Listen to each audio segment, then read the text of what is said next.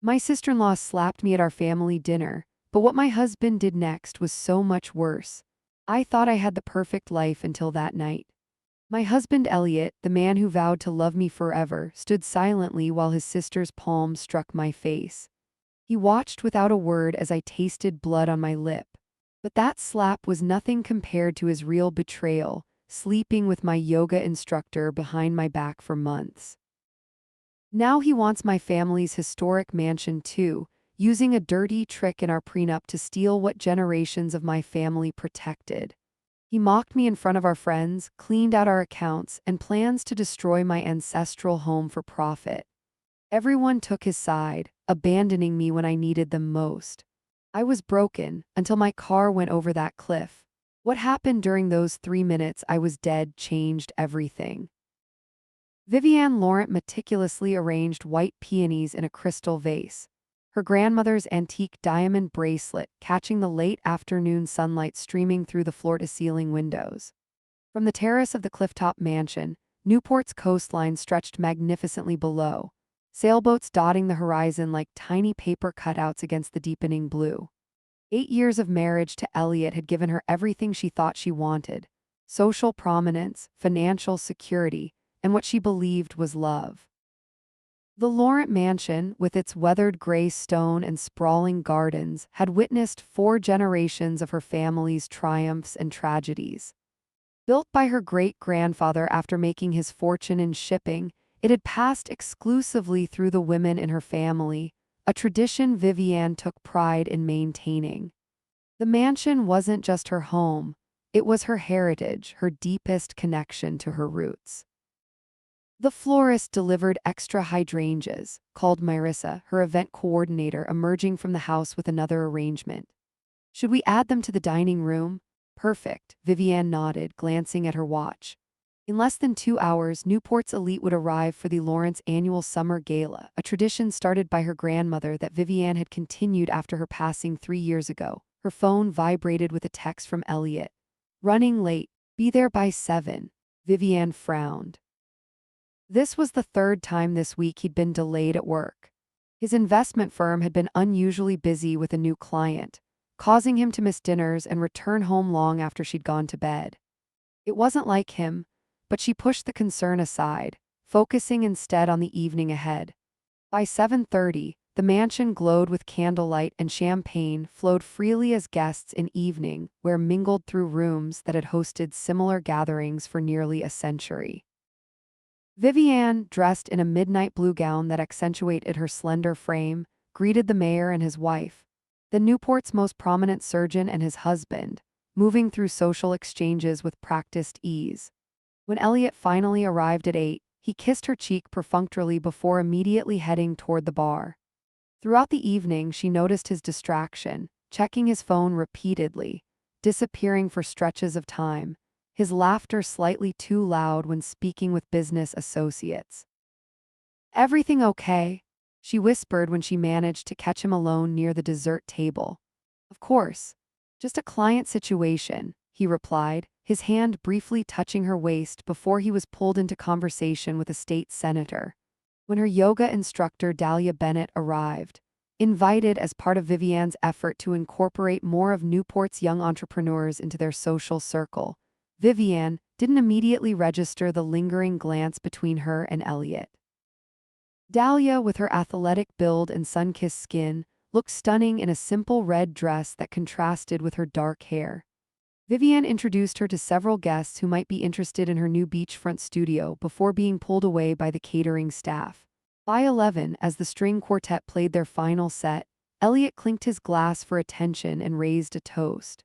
"To my beautiful wife," he announced to the gathered crowd, "and our enduring partnership."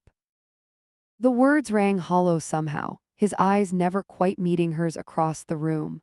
Several guests commented later on how lucky she was to have such a devoted husband, but something in Vivienne's chest tightened with uncertainty. When he disappeared again during the dessert course, Vivienne excused herself and searched the mansion's many rooms. The library was empty, as was his study. Passing the kitchen, she noticed the staff preparing coffee service, but no sign of Elliot. A murmur of voices drew her toward her grandmother's study at the far end of the east wing, a room rarely used during parties. The door was partly ajar, and she pushed it open without thinking, freezing at the threshold. Elliot stood with his back to the door, his hands tangled in Dahlia's dark hair as they kissed passionately against her grandmother's antique desk. Dahlia's red dress was pushed up around her hips, Elliot's tuxedo jacket discarded on the floor beside them. The champagne flute in Vivian's hands slipped, shattering on the hardwood floor.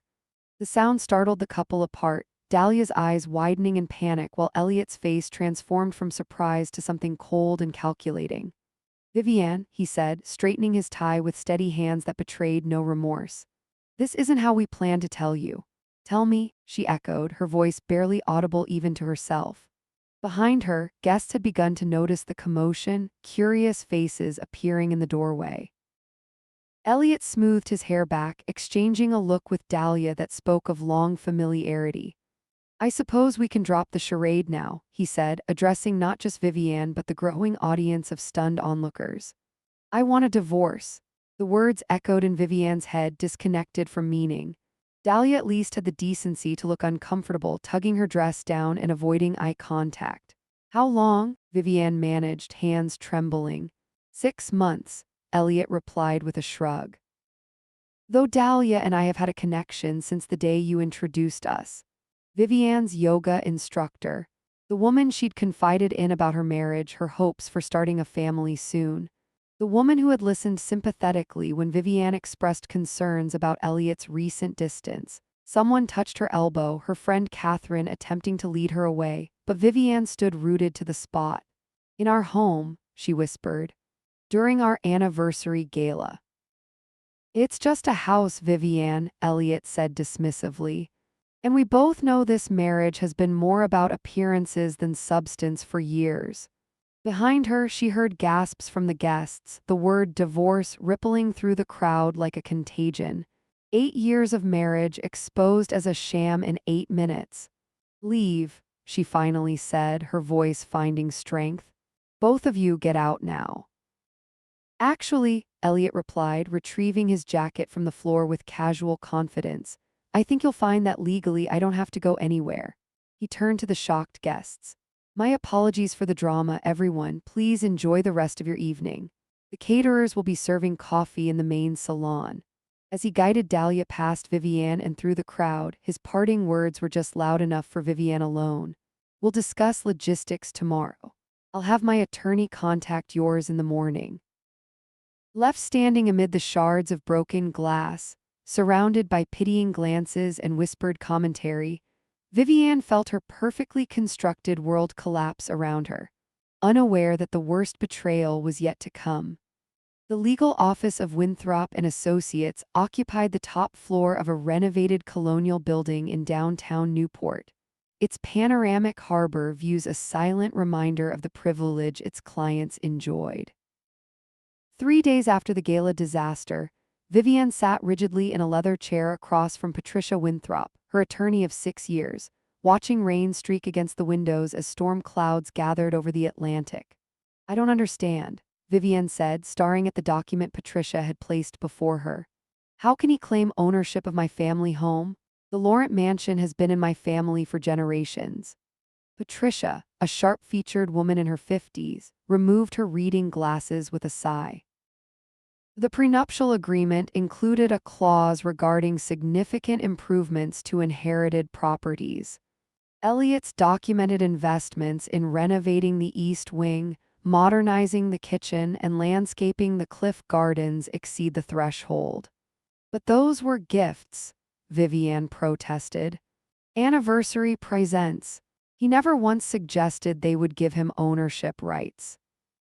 The conference room door opened, admitting Elliot and his attorney, a thin man with calculating eyes whom Vivian recognized from Elliot's firm's social functions.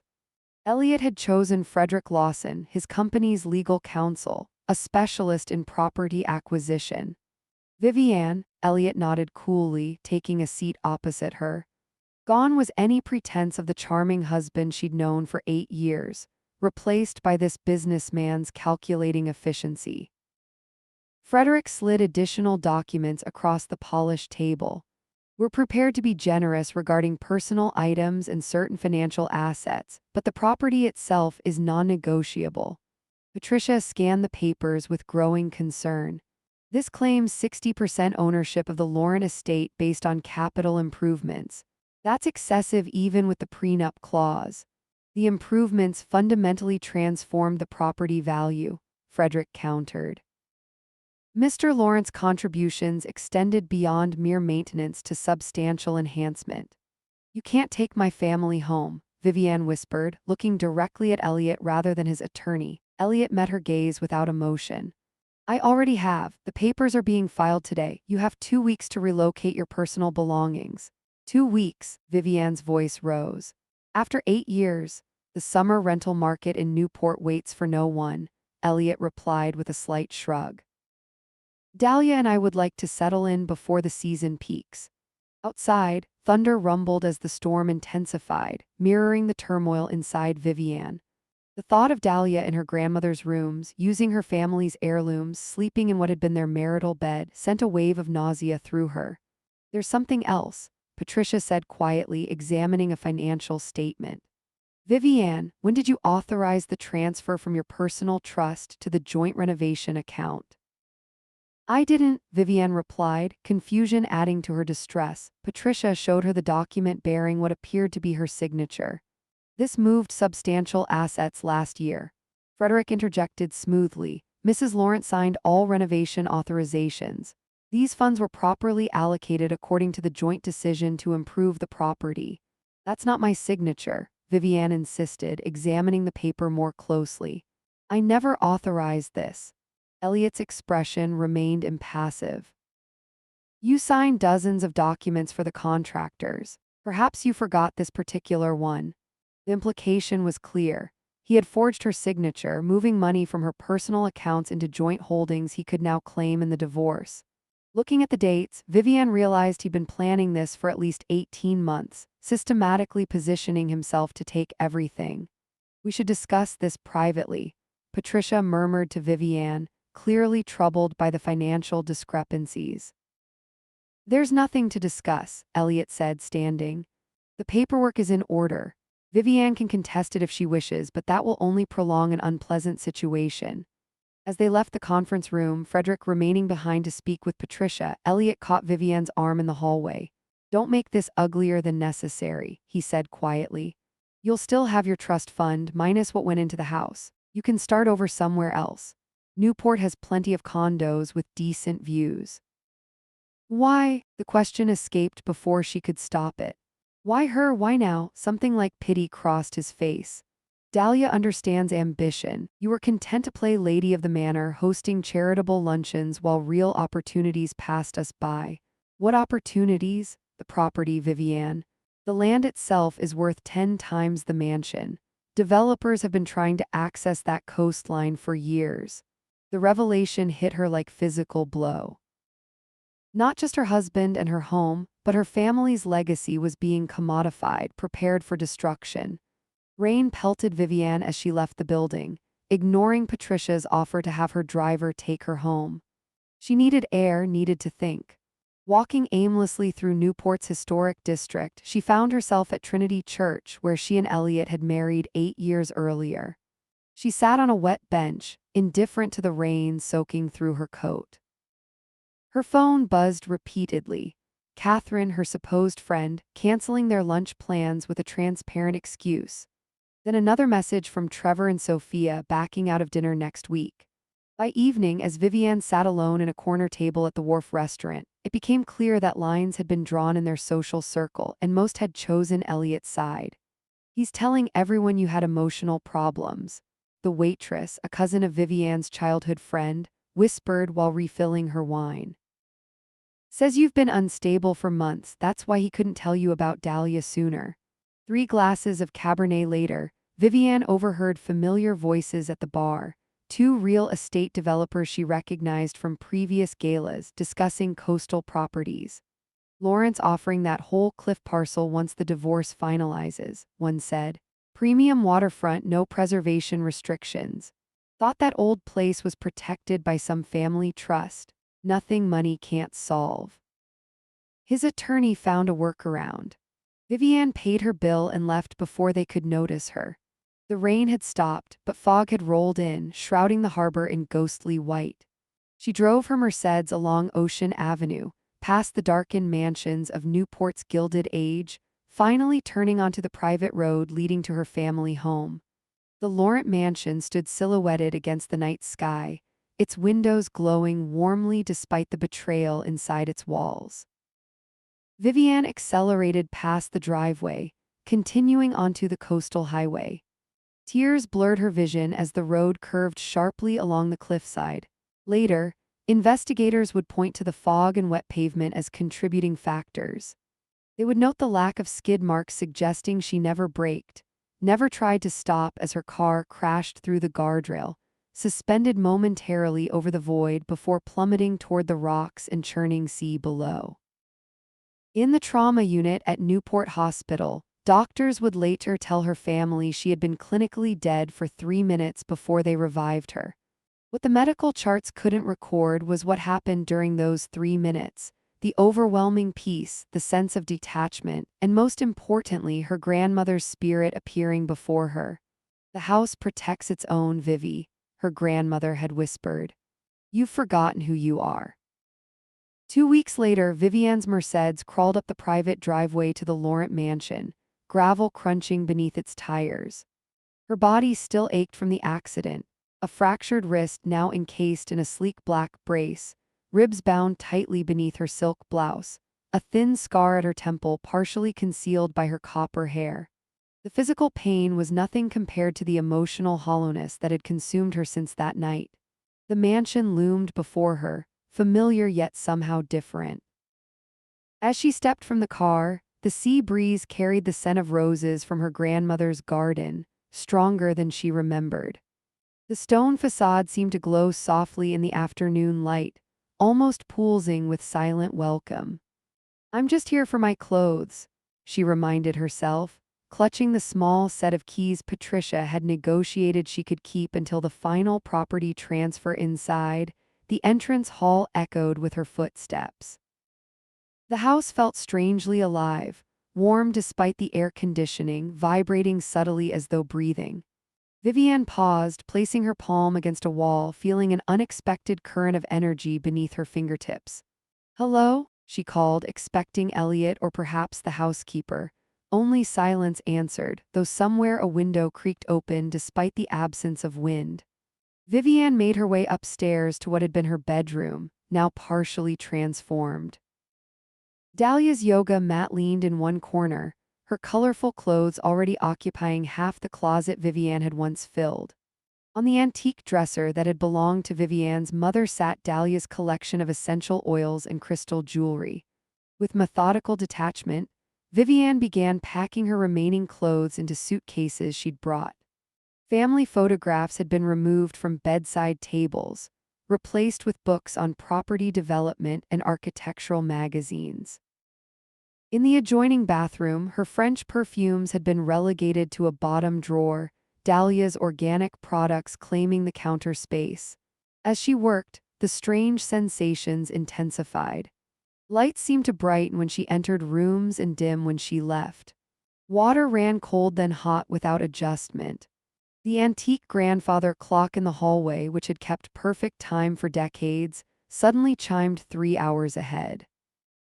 Making her way to her grandmother's study, the scene of Elliot's betrayal, Vivian found it largely untouched.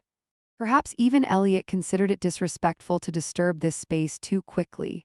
Her grandmother, Eleanor Laurent, had been a formidable woman, respected throughout Newport for her philanthropy and fierce protection of historical properties.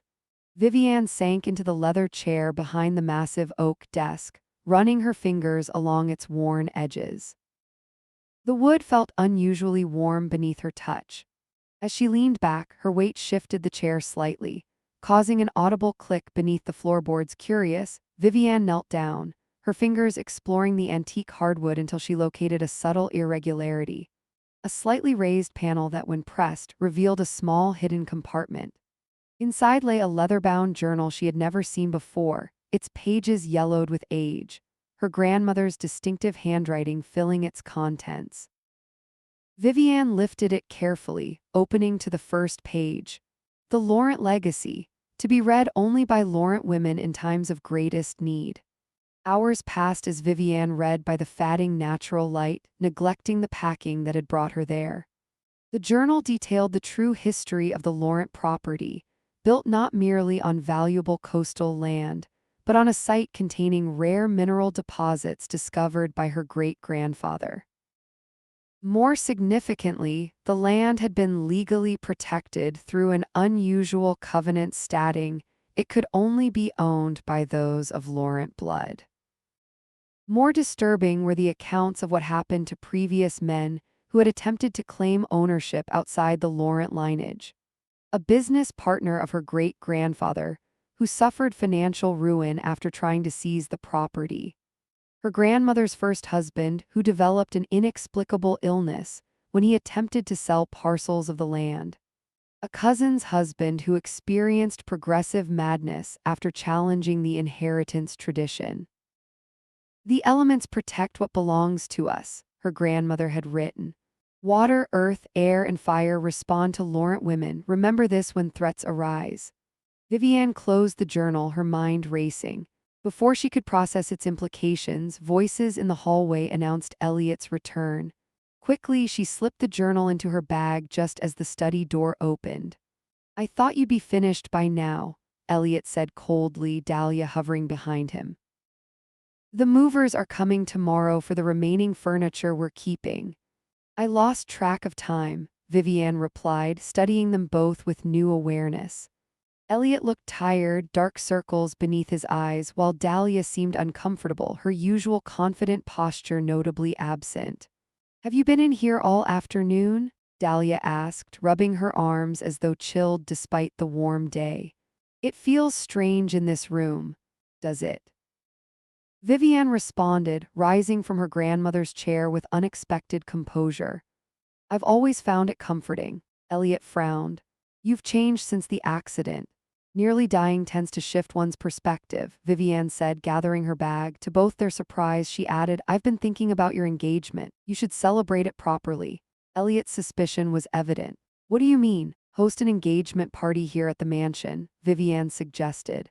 "Announce your plans formally." "I'll help organize it." "You want to plan our engagement party?" Dahlia asked incredulously. "After what happened," Vivian smiled enigmatically. "The house should witness your new beginning as it did ours. It's tradition." Elliot and Dahlia exchanged confused glances, clearly unsettled by her unexpected cooperation. "I'll consider it," Elliot finally said, "though I'm not sure what game you're playing." "No game," Vivian assured him, moving toward the door. "I've simply accepted reality. Some things can't be fought." That night, in her temporary apartment overlooking the harbor, Vivian read deeper into her grandmother's journal, learning about hidden chambers beneath the mansion, secret passages constructed during Prohibition, and most importantly, the Laurent women's unique connection to the property itself, a connection that manifested physically when threatened. The following week, as Vivian seemingly assisted with engagement party preparations, she systematically explored the mansion when Elliot and Dahlia were absent. She discovered concealed doorways behind bookshelves, storage spaces between walls, and a narrow passageway leading from the wine cellar to an underground chamber containing original property documents. Increasingly, she noticed her emotional states affecting the physical environment. Lights flickering when she felt angry, water pipes bursting near Elliot's office after particularly distressing phone calls, strange gusts of wind coinciding with moments of determination. "Is everything all right with the plumbing?" Dahlia complained after her third cold shower in a week. "And something's wrong with the heating in our bedroom." "Old houses have personalities," Vivian replied casually as they reviewed flower arrangements for the party. "They respond to their environments." "This house hates me," Dahlia muttered, then looked embarrassed by her own words. Not the house, Vivian thought but didn't say. Just its rightful owner. Meanwhile, she overheard Elliot finalizing development plans, arguing with contractors about demolition timelines following the property transfer. In his office, she accidentally discovered architectural renderings showing the mansion replaced by luxury condominiums, the historic gardens paved for parking. That evening, a violent storm battered the Newport coastline. Standing on the cliff edge behind the mansion, Vivian let the rain soak her completely, feeling not cold but increasingly energized as lightning illuminated the churning sea below. For the first time since her accident, she felt fully alive, connected to something ancient and powerful. Inside the mansion, portraits of Laurent women seemed to watch her with knowing eyes as she moved through candle-lit rooms, the electricity temporarily disabled by the storm. Something was awakening within both Vivian and the house itself, something that had been dormant for too long. Dahlia stood before the bathroom mirror, frantically wiping at the blackened water that had sprayed across her yoga outfit. What had begun as a refreshing post-run shower had quickly transformed into a nightmare when the water suddenly turned as dark as ink, smelling of sulfur and salt. "Elliot," she called, voice quavering slightly. It happened again. In the doorway, Elliot appeared, his expression a mixture of annoyance and concern.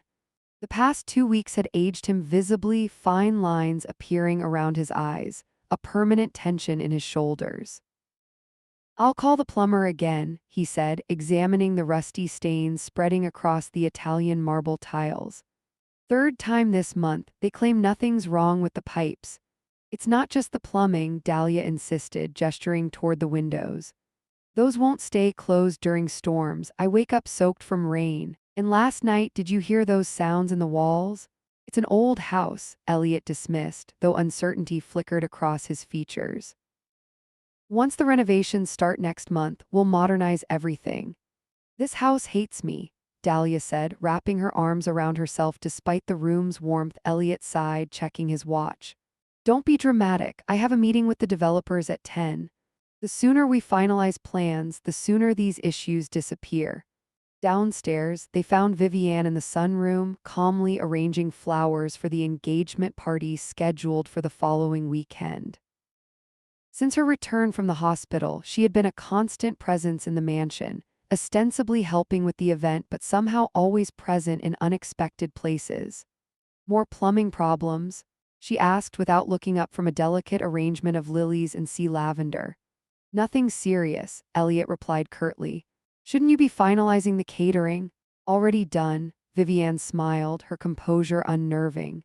The accident had changed her in ways Elliot couldn't quite articulate. Gone was the emotional woman who had discovered them in the study.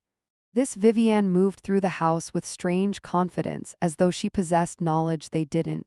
"I don't understand why you're doing this," Dahlia said after Elliot departed. "Planning our engagement party after what he did to you." Vivian carefully positioned a sprig of rosemary before answering. "Perhaps I'm being gracious in defeat." "No one is that gracious," Dahlia countered. "What are you really doing?" "Honoring tradition," Vivian replied enigmatically. "Laurent women have always overseen significant transitions in this house." After Dahlia left for her yoga studio, Vivian continued exploring the mansion's secrets. The journal had mentioned a concealed room accessible only through the library, behind a particular bookshelf triggered by removing 3 specific volumes simultaneously. The mechanism, ancient but preserved, clicked softly as Vivian extracted the final book, revealing a narrow passage. Guided by her phone's flashlight, she descended a short staircase into a small chamber lined with built-in cabinets. Inside, she discovered sealed containers of family documents, ancestral artifacts, and most importantly, the original property deeds for the Laurent estate. Unlike the copies in public records, these documents contained additional provisions written in legal language from another era. The land's guardianship shall return to those of Laurent blood when betrayal threatens its legacy. Vivian photographed everything with methodical precision, then returned the documents to their protective cases. As she prepared to leave, her phone illuminated something she had initially overlooked. A small portrait on the far wall showing 5 Laurent women standing before the mansion. In the background, barely discernible, figures could be seen fleeing the property as the ground appeared to open beneath them. That evening, overhearing Elliot's phone conversation from the adjacent room, Vivian learned the extent of his development plans. Not merely renovations, but complete demolition was scheduled following their divorce finalization. Once we're married, we'll level this monstrosity and build something worthy of the view, he told Dahlia later that night, unaware that Vivian stood silently in the hallway outside their bedroom. What about the Historical Preservation Society? Dahlia asked. Won't they intervene? Money solves most problems, Elliot laughed. The right donations to the right board members have already smoothed the path. The conversation confirmed everything Vivian had suspected. Her family home, the legacy of generations, would be destroyed for profit once Elliot secured legal ownership. That night, Newport experienced its most violent storm in decades. Wind howled around the mansion's turrets, rain lashed against century-old glass, and lightning illuminated the grounds in strobing flashes. Unable to sleep, Vivian slipped from her temporary bedroom in the guest wing and made her way to the cliffside gardens. Standing at the property's edge, she faced the full fury of the elements. Rain soaked her nightgown, plastering it against her skin, but rather than cold, she felt increasingly energized. Lightning struck the water directly below her position, close enough that she could smell the electromagnetic charge in the air. I understand now, she whispered, arms outstretched. You've been waiting for me to remember. Inside the mansion, portraits of her ancestors seemed to watch with approval as she moved through candle-lit rooms, the storm having disabled the electricity. Vivian felt something awakening within both herself and the house, an ancient connection that had remained dormant until threatened. The following morning, Dahlia found her in the kitchen, calmly preparing tea as though the previous night's tempest had been merely a spring shower. How can you be so composed? Dahlia demanded, dark circles beneath her eyes suggesting a sleepless night. It sounded like the house was being torn apart. Did it? Vivian replied mildly. I slept quite soundly. Dahlia studied her suspiciously. You've changed since the accident. The doctor said you were technically dead for 3 minutes. What happened to you? Vivian considered the question while pouring hot water over loose tea leaves, watching them unfurl and release their color. Clarity, she finally answered. I received clarity. As engagement party preparations intensified, strange incidents increased throughout the mansion. Elliot's office documents repeatedly rearranged themselves overnight. The master bedroom temperature fluctuated wildly despite thermostat adjustments. Family portraits mysteriously returned to walls from which Elliot had removed them. This house is becoming intolerable, Elliot complained after his 3rd consecutive sleepless night. The sooner we sell it, the better. Perhaps the house doesn't want to be sold, Vivian suggested during a tense breakfast meeting about the party menu. Elliot glared at her. Houses don't want things, Vivian. That's the kind of magical thinking that's always limited you. Property is property. Is that what I am too? Property you've grown tired of? The question emerged with unexpected sharpness, causing both Elliot and Dahlia to flinch.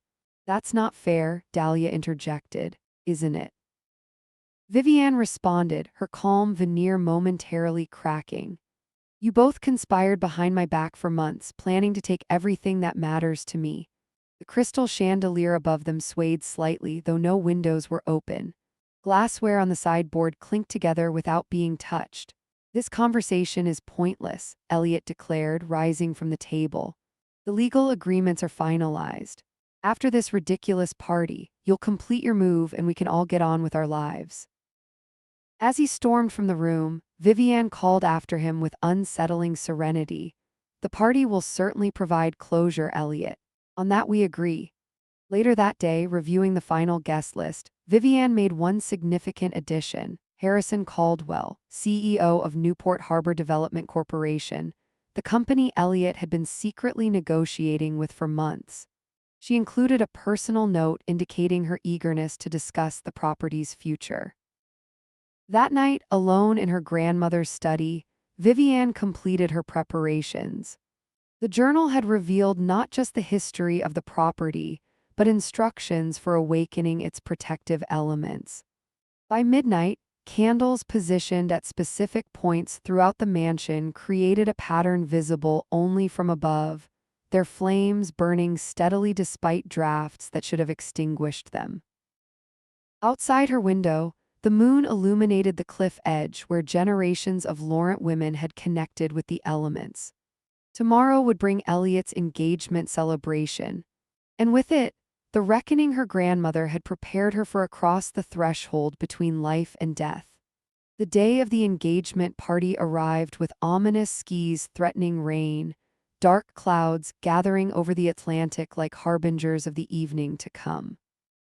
From dawn, the Laurent mansion buzzed with activity, caterers arranging elaborate seafood displays, florists transforming the ballroom with cascading white orchids and blue hydrangeas, staff polishing silver that had witnessed a century of Laurent celebrations.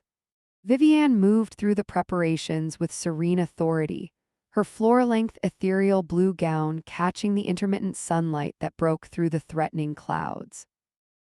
The staff, many who had served the family for decades, followed her instructions with a reverence noticeably absent when Elliot or Dahlia attempted to redirect their efforts. The champagne should be served precisely at 8 after Mr. Laurent's toast, she instructed the head server, a man who had known her since childhood. Not before, regardless of what anyone else tells you. Yes, Miss Laurent, he nodded, the use of her maiden name not going unnoticed. By late afternoon, the mansion had transformed into a vision of elegance that rivaled any event in its storied history. Crystal chandeliers gleamed above tables adorned with heirloom silver and arrangements of white peonies, Vivienne's grandmother's favorite. In the grand entryway, photos of Laurent women throughout generations had been prominently displayed, their watchful eyes seemingly following movement across the marble floor. Elliot emerged from his office, adjusting his tuxedo with the practiced ease of a man accustomed to wealth. Finding Vivienne directing the placement of additional candles throughout the main hall, he approached with visible suspicion. "You're being surprisingly mature about all this," he remarked, observing her work. "Though I question the need for quite so many candles.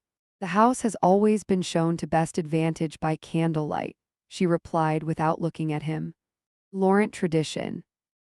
"Well, after tonight, we can put Laurent traditions behind us," Elliot said, checking his Patek Philippe watch. Harrison Caldwell confirmed his attendance. "Having Newport Harbor Development's CEO here will help smooth the transition once our divorce finalizes."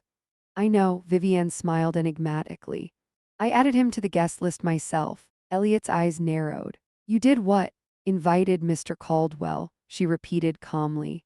"We had a lovely conversation about the property's future potential." Before Elliot could respond, Dahlia appeared on the staircase, resplendent in a crimson gown that complemented her dark hair. The dress, Vivienne noted with private amusement, was ill-suited to the Laurent mansion's traditional aesthetic, its modern cut and bold color a stark contrast to the subtle elegance that had defined events here for generations. "The florist used the wrong roses on the terrace," Dahlia complained, descending to join them. "I specifically requested burgundy, not these pale pink things. Pink roses have grown in that garden since my great-grandmother's time," Vivienne explained. "They bloom regardless of what's requested. The house has preferences of its own," Dahlia frowned. "You talk about this place like it's alive." "All great homes have souls, Dahlia," Vivienne replied. "You simply haven't learned to listen yet." As evening approached, Newport's elite began arriving, many the same guests who had witnessed Vivienne's humiliation months before at the summer gala. They greeted her with varying degrees of discomfort, uncertain how to navigate the unusual circumstance of a woman hosting her husband's engagement party to another woman. Vivienne moved through the crowd with surprising poise, accepting condolences and deflecting pity with gracious detachment. Several guests commented on her transformed appearance, not just her physical recovery from the accident, but something less tangible that seemed to radiate from within. "The house looks magnificent," observed Judge Harrington, a longtime family friend. "Though this must be difficult for you, my dear.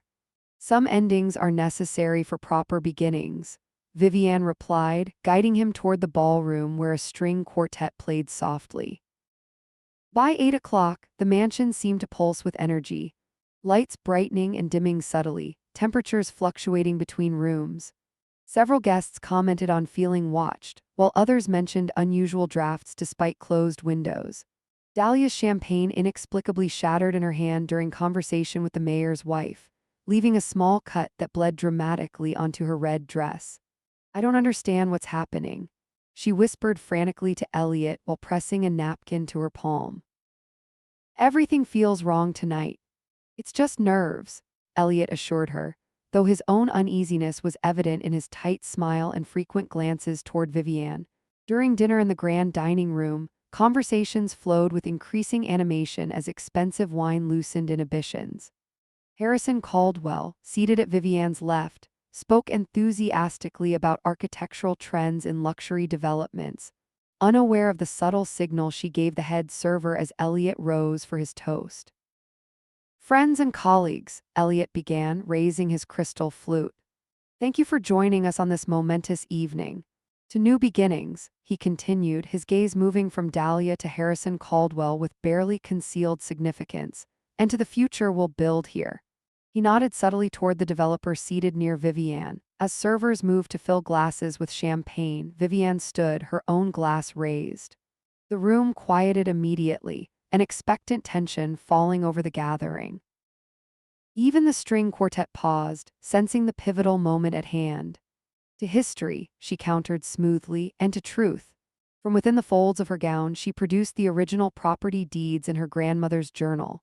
"This land has been protected by Laurent women for generations," she announced, her voice carrying effortlessly through the suddenly silent room.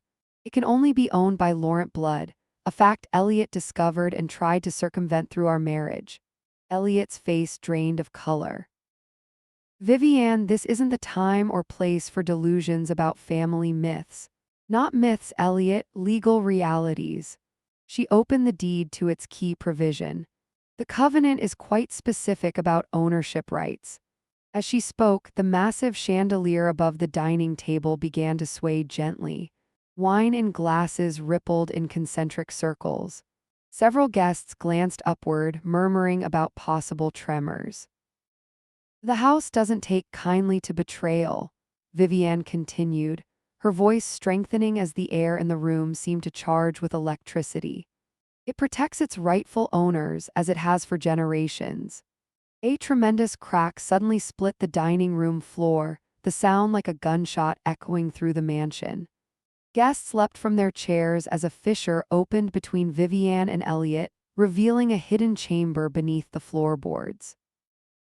Inside lay additional artifacts and documents supporting Vivian's claims, original architectural plans showing secret chambers, correspondence about the mineral deposits, ledgers recording the fate of men who had attempted to claim the property through marriages to Laurent women.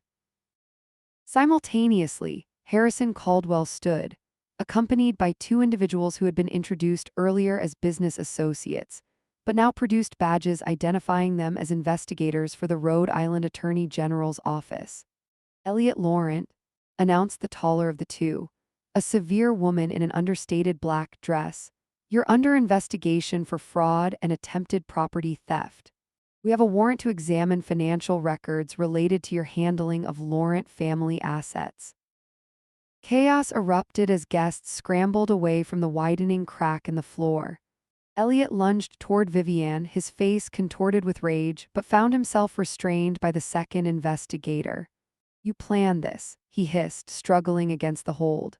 "You've been playing me for months." "No, Elliot," Vivian replied calmly. "You played yourself when you thought generations of Laurent women would allow their legacy to be destroyed for luxury condominiums." As she spoke, the mansion itself seemed to respond. Lights throughout the house pulsing in rhythm with her words, the very foundations trembling beneath their feet. Rain suddenly lashed against windows despite weather reports predicting clearing skies. Harrison Caldwell approached Vivian, keeping careful distance from the opening in the floor. "Mrs. Laurent, I must apologize. Had I known the true nature of your husband's claims to this property, Newport Harbor Development would never have entered negotiations." "The misunderstanding has been clarified," Vivian acknowledged. "Though I believe you'll find your company's payments to several historical preservation board members might warrant explanation to the investigators." Color drained from the developer's face as he backed away, suddenly keen to distance himself from both the physical and legal hazards unfolding in the Laurent dining room. Dahlia, meanwhile, had shrunk into a corner, watching with horrified fascination as her carefully constructed future collapsed around her. When her eyes met Vivian's across the room, she found not hatred but something perhaps more disturbing: pity. "The house knows," Vivian said softly to her. "It always knows who belongs and who doesn't." As police arrived to escort Elliot for formal questioning about the financial irregularities, the storm outside intensified, lightning illuminating the mansion's facades in stark relief against the night sky. Guests departed hurriedly, social pretenses abandoned in their haste to escape the increasingly unstable environment. Standing in the empty dining room after the last guest had fled, Vivian felt the mansion settling around her, the crack in the floor gradually narrowing as though the house itself was healing. The candles she had strategically placed throughout the building continued burning despite the drafts that had extinguished electric lights.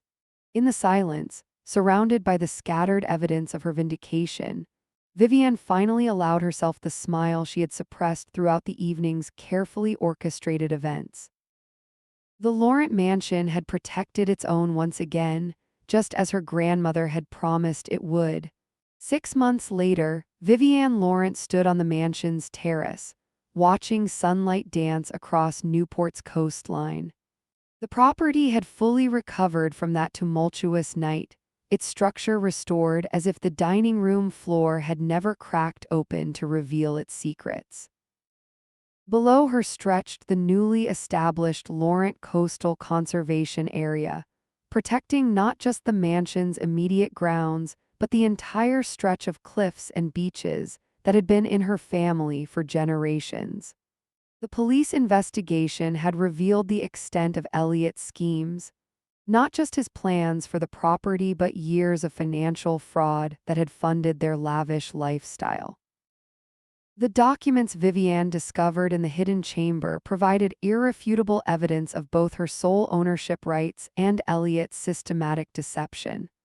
Currently awaiting trial for multiple counts of fraud and embezzlement, he had lost everything: his reputation, his freedom, and most importantly to him, his social standing in Newport society. The scandal had dominated local news for weeks. The Newport Herald's headline, "Historic Mansion Defends Itself Against Developers' Plans," had sparked national interest, with preservation societies across the country contacting Vivian for interviews about the Laurent property's unique legal protections. Vivian sipped her morning tea, savoring the peace that had finally settled over her life. The divorce had been finalized with surprising speed once evidence of Elliot's financial manipulations emerged. Rather than fighting for assets, he had been forced to make restitution for funds improperly diverted from Vivian's family trusts. Inside the mansion, renovations of a different kind had taken place. Vivian had carefully restored rooms to their original configurations, removing Elliot's modern additions and returning family heirlooms to their traditional places.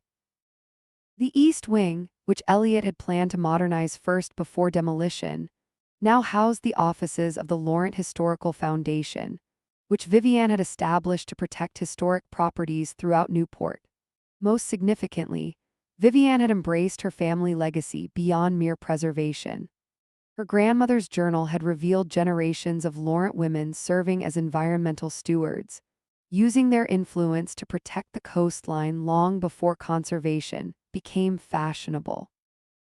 The mineral deposits Elliot had hoped to exploit were now being studied by geologists for their unique properties rather than extracted for profit.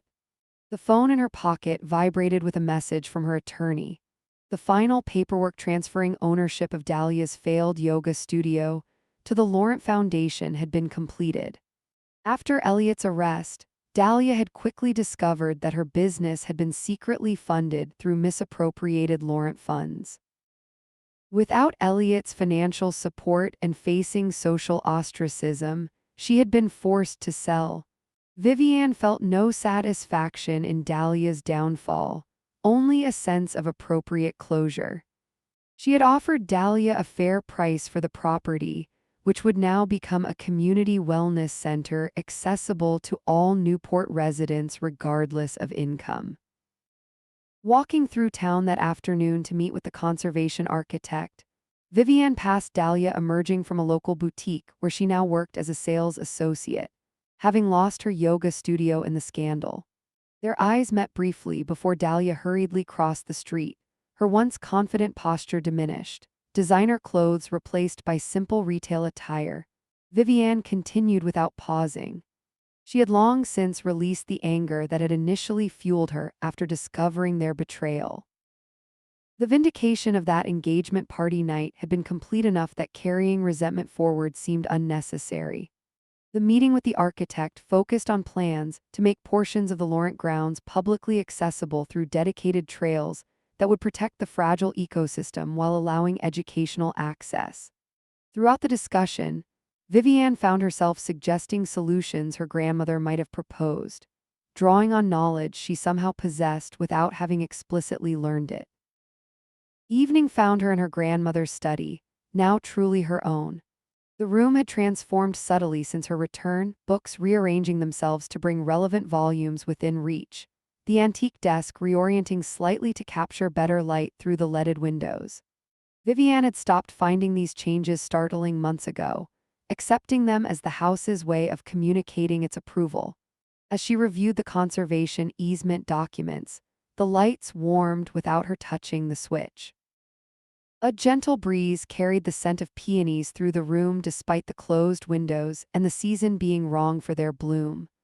"I understand now," she whispered to the presence she increasingly felt around her. "This was never about the property. It was about remembering who I am." The journal lay open beside her, her grandmother's final entry offering insight Viviane had initially overlooked. "The Laurent women have never merely owned this land. We are its guardians, connected to it through bonds stronger than legal deeds. The house responds not to ownership but to stewardship." Outside her window, waves crashed against the cliffs as they had for centuries, their rhythm familiar and comforting.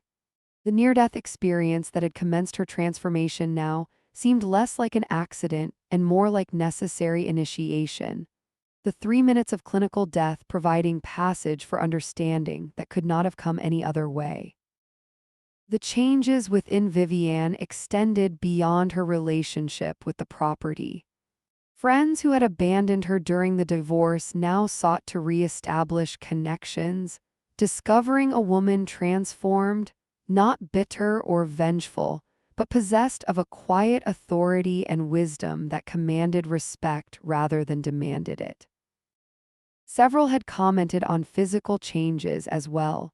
A luminosity to her skin, copper hair now streaked with distinctive silver at the temples despite her relative youth, eyes that sometimes appeared to shift color with her moods or the changing light.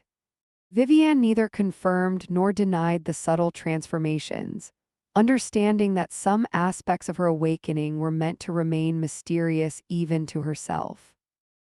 The Laurent mansion, once her grandmother's and now truly her own, had become something more than a historic property or family home. It functioned as a partner in her newfound purpose, responsive to her intentions and protective of their shared mission. Rooms adjusted their temperature to her comfort without technological intervention.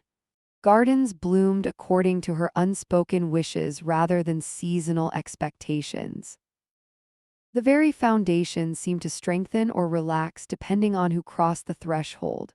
Most evenings now ended with Vivienne walking the cliff path her ancestors had traveled for generations, connecting with the elements that had awakened within her during that pivotal storm.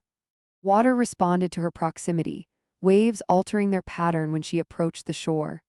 Earth vibrated subtly beneath her footsteps, occasionally revealing small treasures, unusual stones or shells, directly in her path. Air currents shifted to protect her from the worst of winter chills or summer heat. These changes might have frightened the woman she had been before, the society wife, whose identity had been constructed around her marriage and social position. That woman had died in the car accident, allowing this new Vivienne to emerge, one who understood that her family's true legacy wasn't the mansion or its contents, but the mystical connection to the land itself. As Newport prepared for another summer season, rumors circulated about the Laurent property and its mistress. Some claimed to have seen lights moving through the gardens at midnight when the mansion should have been empty. Others reported hearing music from a bygone era drifting from open windows when no instruments were present. Fishermen told stories of unusual calm waters surrounding the Laurent cliffs during otherwise turbulent storms.